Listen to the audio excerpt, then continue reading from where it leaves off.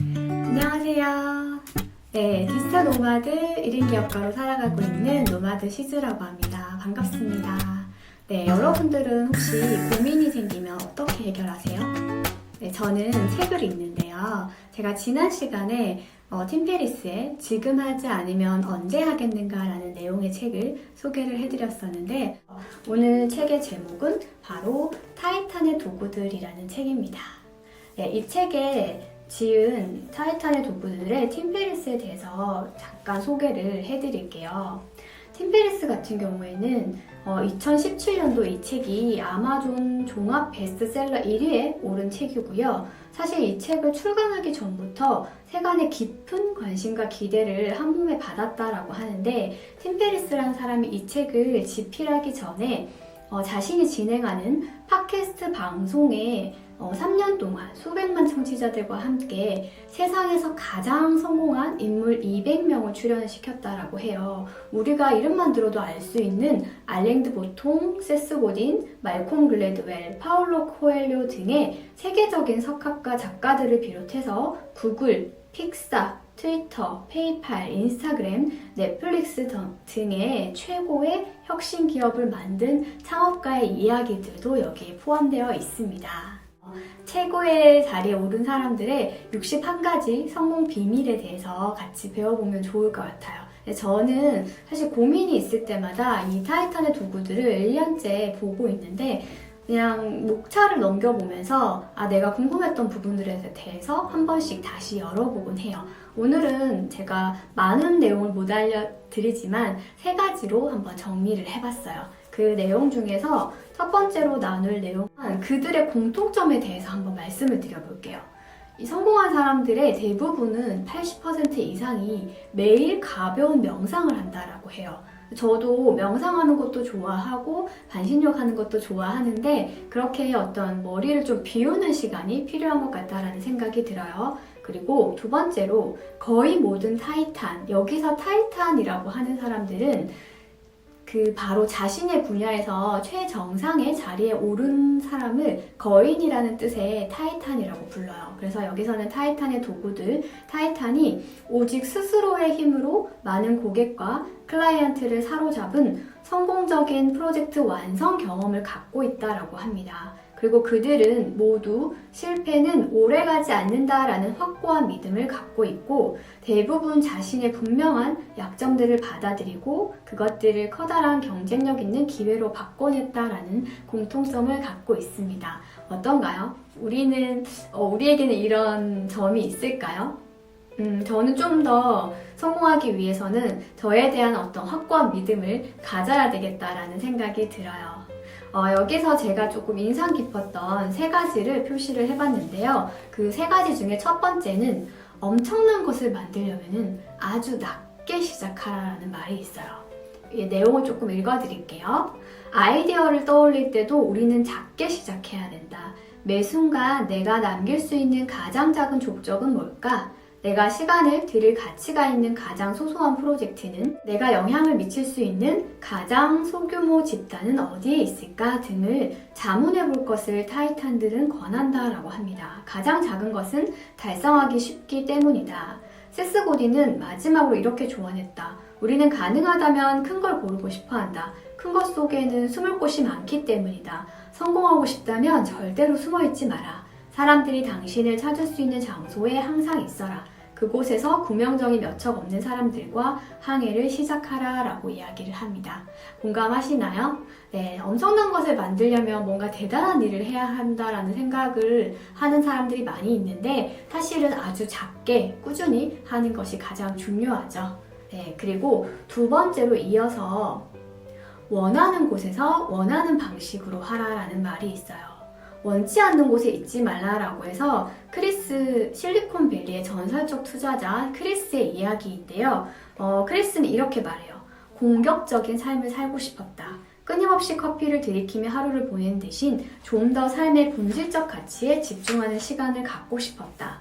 내가 배우고 싶은 걸 배우고 만들고 싶은 걸 만들고 진심으로 성장시키고 싶은 관계에 투자하고 싶었다. 우리들의 로망 아닌가요? 저도 이런 로망을 갖고 있는데 계속해서 크리스는 이렇게 말을 합니다. 인생에는 두 가지 패턴이 존재한다. 공격적인 삶과 수비적인 삶이다. 돈을 잃고 싶지 않다면 수비적인 삶을 돈을 벌고 싶다면 공격적인 삶을 살아야 한다. 수비적인 삶은 내 삶을 타인에게 맡기는 것이다. 공격적인 삶이란 내가 내 삶의 조건들을 주도해 나가는 삶이다. 이 둘 중 어느 것을 선택해도 좋다. 단, 돈을 벌고 싶다면 공격적인 삶을 살아야 한다. 승부를 결정하는 골은 대부분 공격수들이 넣기 때문이다. 이어서 크리스는 오늘의 할 일 목록 대신 오직 나만의 할 일 목록을 만들 것을 주문했다. 아침마다 타인에게 받은 메일함을 뒤지는 건 수비적인 삶이다. 메일함을 빠져나와 나만의 할 일 목록으로 삶의 중심을 옮기는 것, 그것이 성공의 첫걸음이다 라고 이야기를 했습니다. 여기까지 어떠세요? 공감하시나요? 저도 사실 메일함을 아침에 먼저 일어나서 메일함을 체크해보고 또 카톡 메시지라든지 인스타 DM을 조금 체크하는 편이었는데 이 글을 읽으면서 나는 내가 스스로 1인 기업가로 살아가야 되겠다라고 생각을 했으면서도 어쩌면 수비적인 삶을 살고 있지 않았나라는 생각을 하게 되었습니다. 이제 세 번째인데요. 여러분도 공격적인 삶을 살고 있는지 수비적인 삶을 살고 있는지 한번 생각해 보시면 좋을 것 같아요. 네, 마지막으로 바로 세 번째 기술은 가장 중요한 문제에 집중하라라는 이야기입니다. 네, 여기서 가장 중요한 문제는 결국 행복하기 위한 삶인데요. 행복은 거절의 기술이다라는 이야기가 있어요. 네, 브레인 피킹스 편집장 마리아 포포바라는 사람이 있는데요. 이 마리아 포포바는 팔뚝에 문신이 하나 있다고 해요. 그녀는 관역처럼 생긴 그림 위에 집중해야 할 것이라는 문장이 새겨져 있다고 합니다. 동그란 관역 안에는 행복이라고 적혀 있고 그녀가 이 문신을 새긴 이유에 대해서 이렇게 말해요.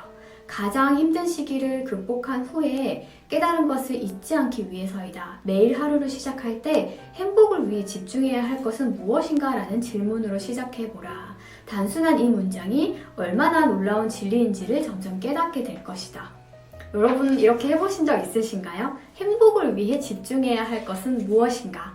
네, 저도 한번 생각을 해봐야 될 것 같은데 여기에서 마리아는 행복에 집중하기 위해서는 거절의 기술이 필요하다라고 얘기를 합니다.